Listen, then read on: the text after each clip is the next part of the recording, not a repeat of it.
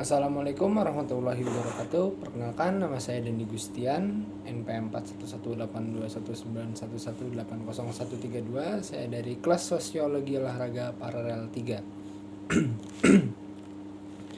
Di sini saya ingin menjelaskan untuk video UAS Sosiologi Olahraga tentang olahraga dan ekonomi. Perlu kita ketahui dulu mengenai ekonomi. Secara etimologis berasal dari bahasa Yunani, yaitu oikos yang berarti keluarga, rumah atau rumah tangga, dan nomos yang berarti aturan, peraturan, atau hukum. Secara garis besar dapat dari kesimpulan bahwa ekonomi adalah aturan dalam rumah tangga. Kemudian menurut para ahli, menurut Adam Smith, ekonomi ialah penyelidikan tentang keadaan dan sebab adanya kekayaan negara. Kemudian menurut Mill J.S., ekonomi ialah sains praktikal tentang pengeluaran dan penagihan. Kemudian di sini ada pengertian ilmu ekonomi, yaitu ilmu yang menjelaskan tentang ekonomi. Nah, di mana ekonomi itu ada ekonomi mikro dan ekonomi makro. Ekonomi mikro itu lingkupannya kecil, ekonomi makro itu lingkupannya besar. Di sini menurut Adam Smith, ilmu ekonomi secara sistematis mempelajari tingkah laku manusia dalam usahanya untuk mengalokasikan sumber-sumber daya yang terbatas guna mencapai tujuan tertentu. Jadi atlet atau orang atau seseorang atau manusia itu mempunyai kebutuhan, mempunyai keperluan berbeda-beda dalam setiap bidang olahraganya.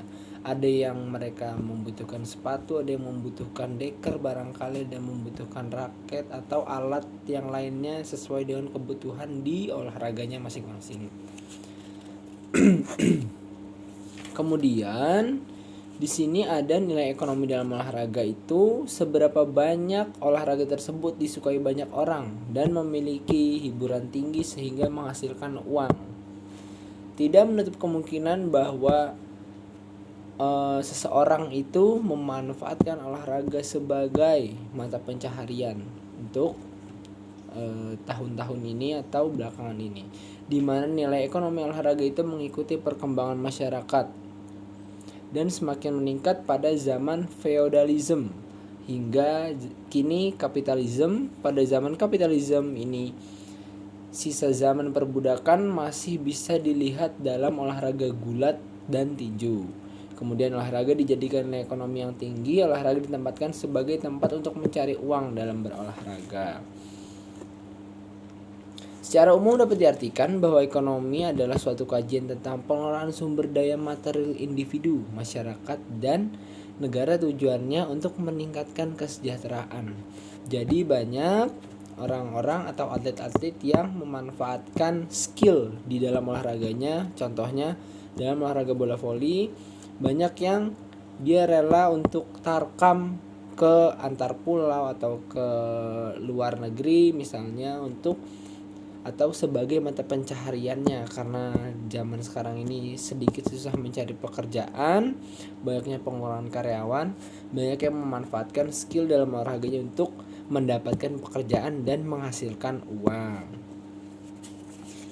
Kemudian ada konsumerisme olahraga, di mana konsumerisme olahraga itu berasal dari bahasa Inggris consumption yang berarti memanfaatkan atau menggunakan atau menikmati sesuatu yang bersifat material atau non-material.